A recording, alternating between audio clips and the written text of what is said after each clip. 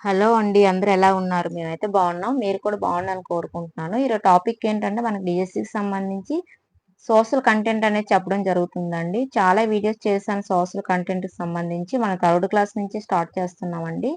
ప్రతి సబ్జెక్ట్ కూడా మన ఛానల్‌లో మనకి థర్డ్ క్లాస్ నుంచి మనకి తెలుగు కంటెంట్ కంప్లీట్ చేసాము. మొత్తం థర్డ్ క్లాస్ నుంచి ఎయిత్ క్లాస్ వరకు థర్డ్‌గా మనకి తెలుగు కంటెంట్ కంప్లీట్ చేసాం. అలాగే మనం తెలుగు మెథడాలజీ కూడా కంప్లీట్ చేస్తామండి. అలాగే మనకి ప్రెజెంట్ అయితే సోషల్ అవుతుంది. సోషల్ కంటెంట్ కూడా మనము థర్డ్ క్లాస్ నుంచి స్టార్ట్ చేసామండి. అందులో కొన్ని లెసన్స్ అయ్యాయి. ఈరోజు ఏంటంటే అడవులు వినియోగం, సంరక్షణ అండి. అడవులు వినియోగం, సంరక్షణ దీనికి సంబంధించి నిన్న వీడియో చేశాను ఈ లెసన్‌కి సంబంధించి. దాని కంటిన్యూషన్ అనేది మనం ఈరోజు చెప్పడం జరుగుతుంది. నిన్న 10వ బిట్ వరకు చెప్పామండి. ఈరోజు 11వ బిట్ నుంచి మనం స్టార్ట్ చేస్తున్నాం ఈ లెసన్‌కి సంబంధించి. వీడియో లెంత్ అనేది ఎక్కువ అవుతుందని నేను 2 భాగాలుగా చేయడం జరిగింది. ఈ లెసన్‌కి సంబంధించి 2 వీడియోస్ వచ్చాయండి.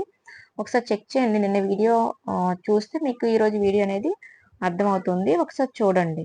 ఓకే అండి. చాలా ఇంపార్టెంట్ బిట్స్ మన ఛానల్‌లో చెప్తున్నాము. ఖచ్చితంగా చూడండి. మన ఛానల్‌లో డీఎస్ సంబంధించి ఒక ప్లేలిస్ట్ అనేది మనం చెప్పడం జరిగింది. పెట్టడం జరిగింది. ఒకసారి చెక్ చేయండి. చాలా ఇంపార్టెంట్ బిట్స్ చెప్పాము. మనం ఇప్పుడు టాపిక్‌లోకి వెళ్దామండి. నిన్న చెప్పిన వీడియో కంటిన్యూషన్ కదా! ఈరోజు మనం ఆ బిట్ నుంచి మనం స్టార్ట్ చేసుకుందాం. 11వ బిట్ ఏంటంటే ఆంధ్రప్రదేశ్‌లో తక్కువ వర్షపాతం ఉండే ప్రాంతంలోని ఆకురాల్చ అడవుల్లో ఏ రకపు చెట్లు సాధారణంగా కనిపిస్తాయి? ఆంధ్రప్రదేశ్ ఆంధ్రప్రదేశ్‌లో తక్కువ వర్షపాతం ఉండే ప్రాంతంలో ఆకురాల్చ అడవులు ఏ రకపు చెట్లు సాధారణంగా కనిపిస్తాయని అడుగుతున్నారు. ఫస్ట్ చూడండి మద్ది, టేకు, వెలగ, లేకపోతే ఏగిస, ఏపి, చిగురు, బిల్లువ, లేకపోతే వేప, దిరిసెన, బూరుగ, మోదుగ, లేకపోతే పైవన్నీనా? అసలు ఏంటి అని అడుగుతున్నారు. మనకి ఇక్కడ ఆప్షన్ 4 అండి. పైవన్నీ కూడా అండి. చూడండి మద్ది, టేకు, వెలగ, ఏగిస, ఏపి, చిగురు, బిల్లు, అలాగే వేప, తర్వాత దిరిసెన, బూరుగ, మోదుగ ఇవన్నీ కూడా మనకి ఆంధ్రప్రదేశ్‌లో తక్కువ వర్షపాతం ఉండే ప్రాంతంలో ఆకురాల్చే అడవులండి. ఇవన్నీ ఎక్కువగా ఇవి మనకు కనిపిస్తూ ఉంటాయి. నెక్స్ట్ 12 చూడండి. మన రాష్ట్రంలో తక్కువ వర్షపాతం ఉండే ప్రాంతంలోని ఆకురాల్చే అడవులు ఏ జిల్లాలో విస్తృతంగా కనిపిస్తాయి? మన రాష్ట్రంలో తక్కువ వర్షపాతం ఉండే ప్రాంతంలోని ఆకురాల్చే అడవులు ఏ జిల్లాలో విస్తృతంగా కనిపిస్తాయి? ఇందాక మనకి ఏ చెట్లు అన్నాడు. మనకి ఏ జిల్లాలు అని అడిగాడు. ఫస్ట్ చూడండి వైఎస్ఆర్ కడప, రెండోది కర్నూలు, మూడోది శ్రీకాకుళం. ఈ మూడింట్లో ఏది కరెక్ట్ అని అడుగుతున్నాడు అండి. మనకి ఇక్కడ ఆప్షన్ 2 అండి. మనకి ఇక్కడ ఏమవుతుందంటే ఆప్షన్ 3 అండి. అంటే వైఎస్ఆర్ కడప జిల్లా, అలాగే కర్నూలు జిల్లా. మన రాష్ట్రంలో తక్కువ వర్షపాతం ఉండే ప్రాంతంలోని ఆకురాల్చే అడవులు ఏ జిల్లాలు విస్తృతంగా కనిపిస్తాయంటే మనకి ఇక్కడ వైఎస్ఆర్ కడప జిల్లాలోని, అలాగే కర్నూలు జిల్లాలోని మనకి ఎక్కువగా విస్తృతంగా కనిపిస్తూ ఉంటాయండి. అలాగే మనకు 13 చూడండి. ఆకురాల్చే అడవులకు సంబంధించి సరైన అంశంను గుర్తించండి. ఆకురాల్చే అడవులకు సంబంధించి సరైన అంశాన్ని ఈ కిందనున్న వాటిని గుర్తించండి అని అడుగుతున్నారు. మనకు చూడండి కొన్ని నెలల పాటు వర్షాలు పడి సంవత్సరంలో అధిక భాగం పొడిగా, వెచ్చగా ఉండే ప్రాంతాల్లో ఈ అడవులు పెరుగును అని అంటున్నాడు. అలాగే బాగా వేడిగా ఉండే పరిస్థితుల్లో ఈ చెట్లు ఆకులను రాలుస్తాయి అన్నాడు. అలాగే ఈ అడవుల్లో పెరిగే చెట్లు ఆకుల ద్వారా తేమ నష్టపోకుండా ఆకులను రాలుస్తాయి అన్నాడు. లేదా పైవన్నీనా? ఈ మూడిట్లో ఏది కరెక్ట్ అని అంటే మనకి ఇక్కడ ఆప్షన్ 4 అండి. ఈ 3 కూడా మనకి కరెక్ట్ అవుతుంది. కొన్ని నెలల పాటు వర్షాలు పడి సంవత్సరంలో అధిక భాగం పొడిగా వెచ్చగా ఉండే ప్రాంతాల్లో ఈ అడవులు పెరిగినట. అలాగే బాగా వేడిగా ఉండే పరిస్థితుల్లో ఈ చెట్లు ఆకులను రాలుస్తాయట. అలాగే ఈ అడవుల్లో పెరిగే చెట్లు ఆకుల ద్వారా తేమ నష్టపోకుండా ఆకులను రాలుస్తాయి అన్నాడు. కాబట్టి మనకి ఈ 3 కూడా ఆకురాల్చే అడవులకు సంబంధించి సరైన అంశాలన్నమాట. అలాగే మనకి ఇక్కడ 14 చూడండి. మన రాష్ట్రంలో ముళ్ళ అడవులు ఏ జిల్లాలో కనిపిస్తాయి? మన రాష్ట్రంలోని ముళ్ళ అడవులు మనకి ఏ జిల్లాలో కనిపిస్తాయని అడుగుతున్నారు. ఫస్ట్ చూడు వైఎస్ఆర్ కడప, రెండోది చిత్తూరు, మూడోది అనంతపురం. ఈ 3 జిల్లాలో ఏ జిల్లాలో మనకి ఎక్కువ ముళ్ళ అడవులు అనేవి కనిపిస్తాయి అని అడుగుతున్నారు. మనకి ఇక్కడ ఆప్షన్ 3 అండి. ఈ 3నండి. వైఎస్ఆర్ కడప జిల్లాలోని, చిత్తూరు జిల్లాలోని, అనంతపురం జిల్లాలోని ఈ 3 జిల్లాలో కూడా మన రాష్ట్రంలో ఈ 3 జిల్లాలో మనకి ముళ్ళ అడవులు అనేవి ఎక్కువగా కనిపిస్తూ ఉంటాయి. అలాగే మనకు 15 చూడండి. మన రాష్ట్రంలో ముళ్ళ అడవుల్లో కనిపించే చెట్లు గుర్తించండి. అసలు ముళ్ళ అడవుల్లోని ఏ చెట్లు ఎక్కువగా కనిపిస్తాయని అడుగుతున్నారు. ఫస్ట్ తుమ్మ, బులుసు, అలాగే రేగు చందనం, మూడోది వేప లేదా పైవన్యం. మన రాష్ట్రంలో ముళ్ళ అడవుల్లో కనిపించే చెట్లు గుర్తించండి అని అడుగుతున్నారు. మనకి ఇక్కడ ఆప్షన్ 4 అండి. పైవన్యం అంటే తుమ్మ, బులుసు చెట్లు, అలాగే రేగు చందనం చెట్లు, వేప చెట్లు ఇవన్నీ కూడా మన రాష్ట్రంలో ముళ్ళ అడవుల్లో ఎక్కువగా కనిపించే చెట్లు ఈ చెట్లు అండి. అలాగే మనకి ఇక్కడ చూడండి 16ది మన రాష్ట్రంలో ఈ క్రింది వాటిలో ఏ రకపు అడవులు కనిపించవు. చూడండి కనిపించవు అన్నాడు. మన కంగారులో ఓవర్లు కూడా కనిపించనని కూడా చదివిస్తూ ఉంటాం. కనిపించవు. మన రాష్ట్రంలో ఈ క్రింది వాటిలో ఏ రకపు అడవులు కనిపించవు అని అడిగారండి. ఫస్ట్ చతురహరిత అడవులు, ఆకురాల్చే అడవులు, ముళ్ళ అడవులు, సముద్ర తీరపు చిత్తడి అడవులు అన్నారండి. ఈ 4 ఏది కరెక్ట్ అంటే మనకి ఇక్కడ ఆప్షన్ 3 అనేది కరెక్ట్. ముళ్ళ అడవులండి. మన రాష్ట్రంలో మనకి క్రింది వాటిలో ఏ రకపు అడవులు కనిపించవు అంటే మనకి ముళ్ళ అడవులండి. ఏ అడవులండి? ముళ్ళ అడవులు అనేవి కనిపించవు. నెక్స్ట్ మనకి చూడండి 17ది మడ అడవులు అని వేటిని పిలుస్తారు? మడ అడవులని వేటిని పిలుస్తారు అని అడుగుతున్నారండి. సతతహరిత అడవులను పిలుస్తారా? సముద్ర తీరపు చిత్తడి అడవులను పిలుస్తారా? ముళ్ళ అడవులను పిలుస్తారా? నెక్స్ట్ ఆకురాల్చే అడవులను పిలుస్తారా? మడ అడవులని వేటిని పిలుస్తారంటే మనకి ఇక్కడ ఆప్షన్ 2 అండి. సముద్రపు తీరపు చిత్తడి అడవులు. సముద్ర తీరపు చిత్తడి అడవులను మనము మడ అడవులు అని కూడా పిలుస్తూ ఉంటాము. నెక్స్ట్ 18 చూడండి. వీడియో మాత్రం స్కిప్ చేయకుండా చూడండి. చాలా ఇంపార్టెంట్ బిట్స్ మనం చెప్తున్నాం డైలీ మన ఛానల్లో. సబ్స్క్రైబ్ చేసుకోండి. 18 చూడండి. సముద్ర తీరపు చిత్తడి అడవులకు సంబంధించిన సరైన అంశాన్ని గుర్తించండి. సముద్ర తీరపు చిత్తడి అడవులకు సంబంధించి సరైన వాక్యాన్ని క్రింది వాటిలో సరైన వాక్యాన్ని గుర్తించుకున్నారు. ఫస్ట్ చూడండి.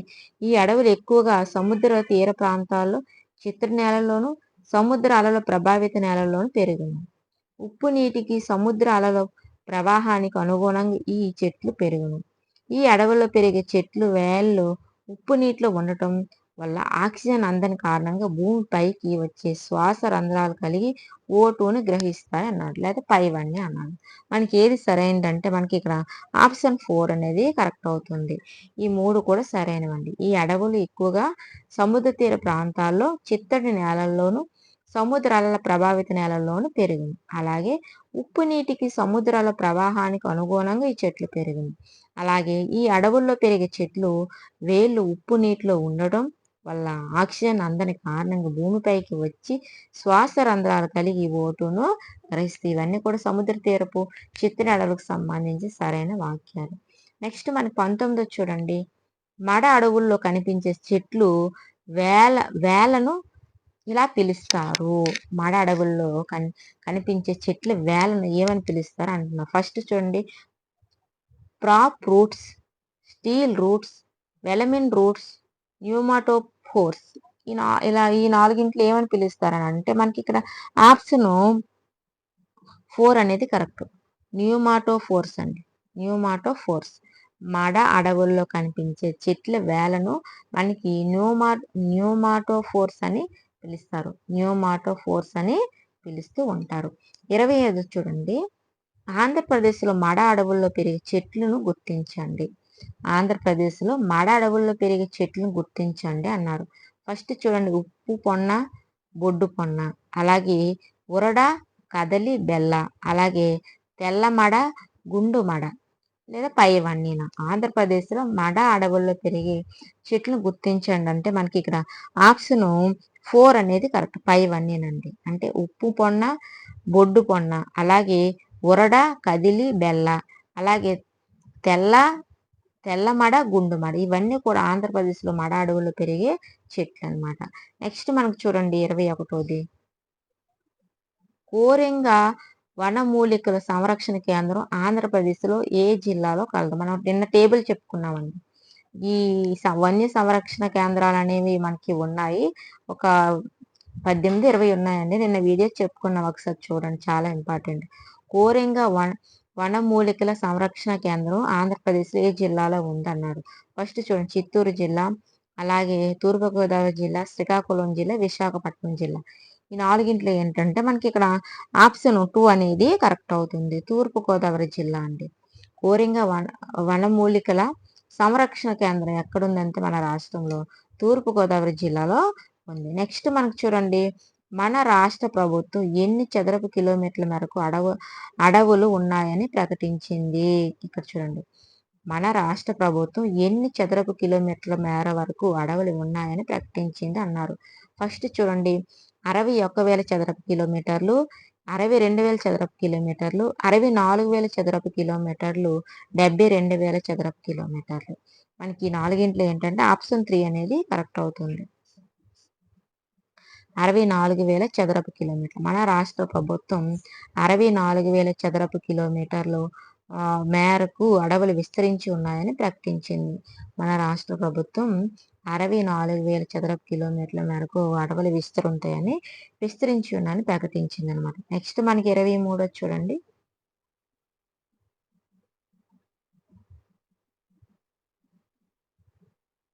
మన రాష్ట్రంలో మొత్తం భూ విస్తరణ అడవుల విస్తరణకు సంబంధించి సరైన అంశం క్రింది వాటిలో ఏది? మన రాష్ట్రంలోని మొత్తం భూ విస్తరణలో అడవుల విస్తరణకు సంబంధించి సరైన అంశం క్రింది వాటిలో ఏది అన్నాడు. ఫస్ట్ చూడండి, ఏ రాష్ట్రంలో మొత్తం ఏంటంటే రాష్ట్రంలో మొత్తం భూ విస్తరణలో అడవులు 23% అయితే ఇది మొత్తం అడవి కాదు. అలాగే రెండోది చూడండి, రాష్ట్రంలో కేవలం 16% విస్తరణలో అడవి అనగల చెట్లు ఉన్నాయి. అలాగే 7% అడవులు వాస్తవానికి చాలా తక్కువ చెట్లతో ఖాళీ ప్రదేశంతో ఉన్నాయన్నాడు. ఈ మూడిట్లో ఏది సరైనదని అంటే మనకి ఇక్కడ ఆప్షన్ 3 అనేది కరెక్ట్. ఏబిసి ఈ మూడు కూడా సరైనవి. రాష్ట్రంలో మొత్తం భూ విస్తరణలో అడవులు 23% అయితే ఇది మొత్తం అడవి కాదు.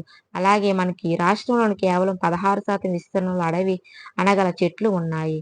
అలాగే 7% అడవులు వాస్తవానికి చాలా తక్కువ చెట్లతో ఖాళీ ప్రదేశం ఉన్నాయన్నమాట. ఇవన్నీ కూడా సరైన అంశాలు. నెక్స్ట్ మనకు చూడండి 24ది. మన రాష్ట్రంలో అడవి విస్తరణ తగ్గటానికి ముఖ్య కారణం ఏంటి? మన రాష్ట్రంలో అడవులు అనేవి తగ్గుతున్నాయి. దానికి గల కారణం ఏంటని అడుగుతున్నారు. ఫస్ట్ చూడండి, చెట్లు నరగడం వల్ల, భూ ఆక్రమణల వలన, గనులు తవ్వకం వల్ల, లేదా పైవన్నీ అసలు దేని వల్ల మనకి మన రాష్ట్రంలో అడవులు అనేవి తగ్గుతున్నాయంటే మనకి ఇక్కడ ఆప్షన్ 4 అనేది కరెక్ట్ అవుతుంది. చెట్లు నరగడం వల్ల మనకి అడవులు అనేవి విస్తరణ తగ్గుతుంది. భూ ఆక్రమణ వల్ల కూడా మనకి అడవుల విస్తరణ అనేది తగ్గుతుంది. అలాగే గనులు అనేవి తవ్వడం వల్ల కూడా మనకి అడవుల విస్తరణ అనేది మన రాష్ట్రంలో తగ్గిపోతూ ఉంది. నెక్స్ట్ 25 చూడండి, ఉత్తర కోస్తా ప్రాంతంలో దాదాపు ఎంత శాతం ప్రజలు అటవీ సంపదపై ఆధారపడి జీవనం కొనసాగిస్తున్నారు? ఉత్తర కోస్తా ప్రాంతంలో దాదాపు ఎంత శాతం ప్రజలు అటవీ సంపదపై ఆధారపడి జీవనం సాగిస్తున్నారు అంటున్నారండి. మనకి ఇక్కడ ఆప్షన్ 1 15%, 22ది 20%, 3ది 25%, 4ది 30%. ఈ నాలుగింట్లో ఏంటి అంటే మనకి ఇక్కడ ఆప్షన్ 2 అండి, 20%. ఉత్తర కోస్తా ప్రాంతంలో దాదాపు మనకి 20% ప్రజలు అటవీ సంపదపై ఆధారపడి జీవనం కొనసాగిస్తున్నారు. ఉత్తర కోస్తా ప్రాంతంలో దాదాపు 20% ప్రజలు అటవీ సంపదపై ఆధారపడి జీవనం అనేది కొనసాగిస్తున్నారు. నెక్స్ట్ 26 చూడండి, కోస్తా ప్రాంతంలో దాదాపు ఎంత శాతం ప్రజలు అటవీ ఉత్పత్తుల సేకరణపై ఆధారపడి జీవనం కొనసాగిస్తున్నారు అన్నారు. ఫస్ట్ 20%, రెండోది 30%, మూడోది 40%, నాలుగోది 50%. అంటే మనకి ఇక్కడ ఆప్షన్ 4 అనేది కరెక్ట్, 50%. కోస్తా ప్రాంతంలో ఉత్తర కోస్తాలో అయితే 20% అండి. అలాగే కోస్తా ప్రాంతంలో మనకి 50% మంది ప్రజలు అటవీ ఉత్పత్తుల సేకరణపై ఆధారపడి జీవనం అనేది కొనసాగిస్తున్నారు. 27ది చూడండి. ఈనాటికి కూడా ఆంధ్రప్రదేశ్‌లో దాదాపు ఎంత శాతం మంది గిరిజనులు అడవుల్లో నివసిస్తున్నారు? ఇప్పటికీ కూడా మన రాష్ట్రంలో ఎంత శాతం మంది గిరిజనులు అడవుల్లో నివసిస్తున్నారని అడుగుతున్నారు. ఫస్ట్ చూడండి 20%, రెండోది 50%, మూడోది 60%, నాలుగోది 70%. ఎంత శాతం అంటే మనకి ఇక్కడ ఆప్షన్ 3 అనేది కరెక్ట్. 60% అండి. ఈనాటికి మనకి మన రాష్ట్రంలో 60% మంది గిరిజనులు అడవుల్లోనే నివసించడం జరుగుతుంది. నెక్స్ట్ మనకి 28 చూడండి. గిరిజనులను చేసే వ్యవసాయం ఇలా పిలుస్తారు. గిరిజనులు చేసే వ్యవసాయాన్ని మనం ఏమని పిలుస్తాము? సాంద్రతర వ్యవసాయమా? సాంద్ర వ్యవసాయమా? పోడు వ్యవసాయమా? స్థిర వ్యవసాయం. అసలు ఏ వ్యవసాయం అని పిలుస్తాం గిరిజనులు చేసే వ్యవసాయాన్ని అడుగుతున్నారు. మనకి ఇక్కడ ఆప్షన్ 3 అనేది కరెక్ట్. పోడు వ్యవసాయం. గిరిజనులు చేసే వ్యవసాయాన్ని మనం పోడు వ్యవసాయం అని పిలుస్తూ ఉంటాము. నెక్స్ట్ 29 చూడండి. ఆంధ్రప్రదేశ్‌లో బ్రిటిష్ ప్రభుత్వం ఏ సంవత్సరాలు చట్టాలు చేసి అటవీ శాఖను ఏర్పాటు చేశారు? ఆంధ్రప్రదేశ్‌లో బ్రిటిష్ ప్రభుత్వం ఏ సంవత్సరంలో చట్టాలు చేసి అటవీ శాఖను ఏర్పాటు చేశారని అడుగుతున్నారు. ఫస్ట్ చూడండి 1864, 1878, 1862, 1876, 1866, 1876, 1868, 1872. ఈ నాలుగింట్లో ఏంటంటే మనకి ఇక్కడ ఆప్షన్ 1 అనేది కరెక్ట్ అవుతుంది. ఆంధ్రప్రదేశ్‌లో బ్రిటిష్ ప్రభుత్వం మనకి 1864, 1878 సంవత్సరంలో చట్టాలు చేసి అటవీ శాఖను ఏర్పాటు చేయడం జరిగిందనమాట. నెక్స్ట్ మనం 30 చూడండి. ఆంధ్రప్రదేశ్‌లోని నిజాం ప్రభుత్వం ఆధీనంలో గల ప్రాంతంలోని అడవులను ఏ విధంగా వర్గీకరించారు?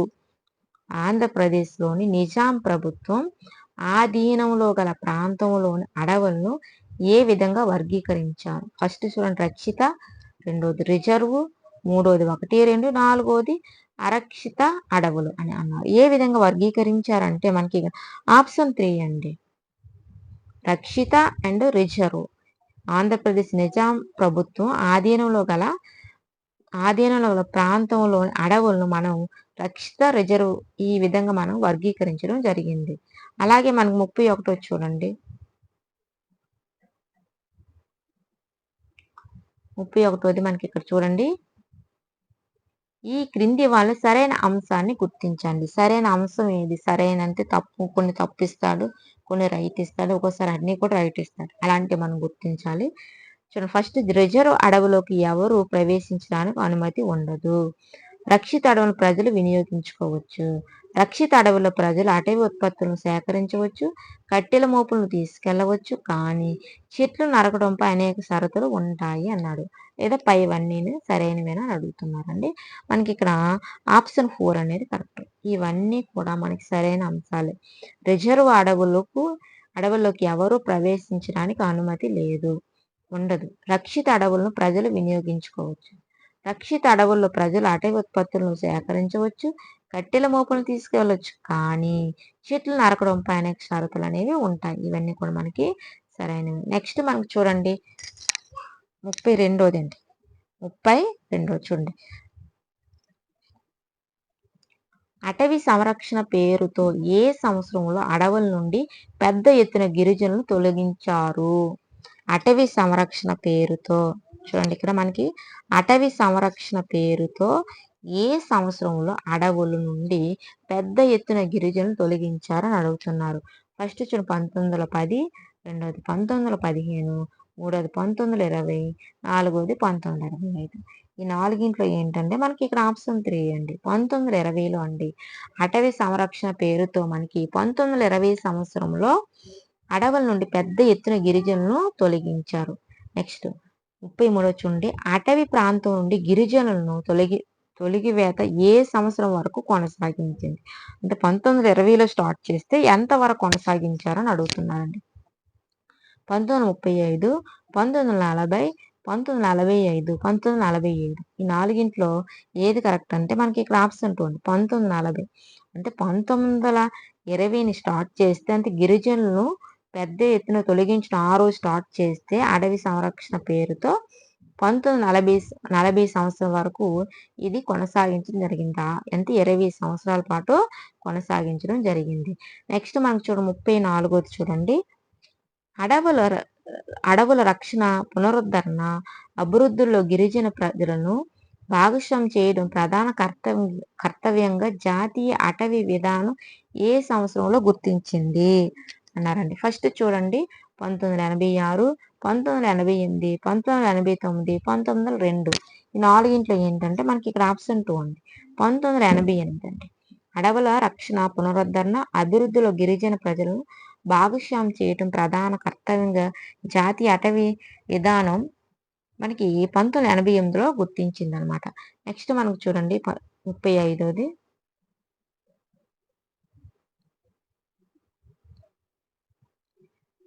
జాతీయ అటవీ విధానం 1988కు సంబంధించి సరైన అంశాన్ని గుర్తించండి అన్నాడు. ఫస్ట్ చూడండి, అడవుల్లో వాటి చుట్టుపక్కల నివసించే ప్రజలకు ఉపాధి కల్పించాలి.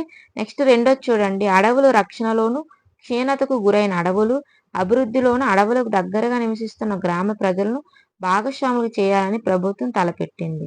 నెక్స్ట్ మనకు చూడండి మూడోది, క్షీణతకు గురైన అడవులు పునరుద్ధరణ అభివృద్ధిలో అటవీ శాఖ అటవీ లేదా పల్లె ప్రజల మధ్య క్రియాశీల సహకారానికి ఇది శ్రీకారం చుట్టింది అన్నాడు. ఈ నాలుగింట్లో ఏంటంటే మనకి ఇక్కడ ఆప్షన్ 4 అండి. ఏబిసి 3 కూడా మనకి సరైనవి. నెక్స్ట్ మనకి చూడండి 36ది. ఏ సంవత్సరంలో పార్లమెంట్ అటవీ హక్కుల చట్టాన్ని చేసింది అంటే గిరిజనుల హక్కుపై ఎప్పుడు చేసింది అంటున్నారండి. ఫస్ట్ చూడండి 2004, 2006, 2008, 2010. ఏ సంవత్సరంలో పార్లమెంటు అటవీ హక్కుల చట్టాన్ని చేసిందని అడుగుతున్నారండి. మనకి ఇక్కడ ఆప్షన్ 2 అండి. మనకి ఇక్కడ ఆప్షన్ 2 అనేది కరెక్ట్ అవుతుంది. 2006లో అండి. 2006 సంవత్సరంలో పార్లమెంట్ అటవీ హక్కుల చట్టాన్ని చేసింది. అలాగే సిఎఫ్ఎం అనగా ఎబ్రివేషన్ ఏంటి? సిఎఫ్ఎం అంటే మనకి ఎబ్రివేషన్ ఏంటని అడుగుతున్నారు. ఫస్ట్ చూడండి, community farmer management, community forest management, community forest management, అలాగే కంట్రోల్ ఫారెస్ట్ మేనేజ్మెంట్. ఈ నాలుగింట్లో ఏంటి సిఎఫ్ఎం అంటే అని అడుగుతున్నారు. మనకి ఇక్కడ ఆప్షన్ 2 అండి. Community forest management. Community forest అంటే కమ్యూనిటీ, అలాగే ఎఫ్ అంటే ఫారెస్ట్, ఎం అంటే మేనేజ్మెంట్. నెక్స్ట్ 38ది చూడండి, మనకి ఇక్కడ అటవీ హక్కుల చట్టం 2006 చేయడానికి ప్రధాన కారణాలకు సంబంధించి సరైన వాటిని గుర్తించండి అన్నారండి. మనకి ఆప్షన్ చూసుకుంటే మనకి ఇక్కడ ఆప్షన్ 4 అనేది ఏబిసి కరెక్ట్ అన్నారండి. అంటే ఈ 3 కూడా మనకి సరైనవే. అటవీ హక్కుల చట్టం 2006 చేయడానికి ప్రధాన కారణాలు ఏంటంటే అడవులను సంరక్షించడమే కాకుండా అదే సమయంలో అటవీ వాసులకు జీవనోపాధిని, ఆహార భద్రతను కల్పించాల్సి ఉండటం. అలాగే అడవుల సుస్థిర మనుగడలో అంతర్భాగమైన అటవీ వాసుల తరతరాలకు సాగు చేస్తున్న భూములపై నివాస ప్రాంతాలపై హక్కులను గుర్తించుకోవడం.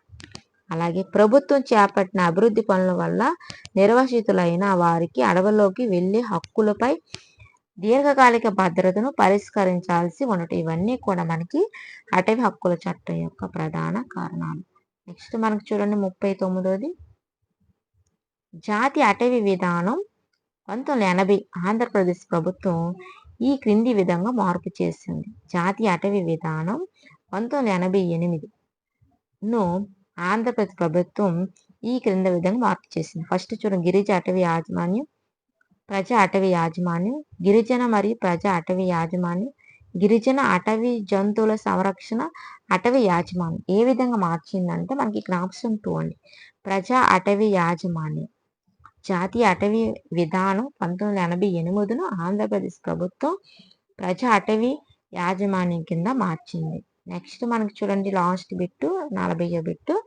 అటవీ హక్కుల చట్టం 2006 కారణంగా గిరిజనులకు జరిగిన లాభాలకు సంబంధించి సరైనవి ఏంటి అని అడుగుతున్నారు. అటవీ హక్కుల చట్టం 2006 కారణంగా గిరిజనులకు జరిగిన లాభాలకు సంబంధించి సరైనవి ఏంటి అని అడుగుతున్నారు. మనకి ఇక్కడ ఆప్షన్ 4 కరెక్ట్ అండి. అంటే ఇవన్నీ కూడా మనకు కరెక్టే.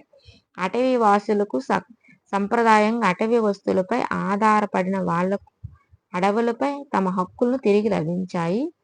సాగు చేస్తున్న భూములు పట్టాలు వచ్చాయి. ఈ చట్టంను సరిగ్గా అమలు చేస్తే తరతరాలుగా గిరిజనులు జరుగుతున్న అన్యాయం కొంతవరకు సరిదిద్దవచ్చు.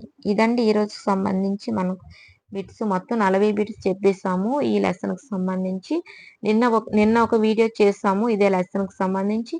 ఈరోజు వీడియో చేయండి. 2 వీడియోలు వచ్చాయి ఈ లెసన్కి సంబంధించి. ఇవే కాదండి, సోషల్ కంటెంట్కి సంబంధించి చాలా వీడియోస్ నేను చేశాను, ఒకసారి చూడండి. ఆ వీడియోస్ కంటిన్యూస్ మనకంటే ప్రజెంట్ సోషల్ కంటెంట్ అనేది అవుతుంది. తెలుగు కంటెంట్ మెథడాలజీకి సంబంధించి అయిపోయిన తర్వాత మనకి సోషల్ కంటెంట్ అనేది స్టార్ట్ చేస్తాం. ఓకే అండి, రేపు మరొక వీడియోతో మళ్ళీ కలుసుకుందాం. ఓకే అండి, బాయ్.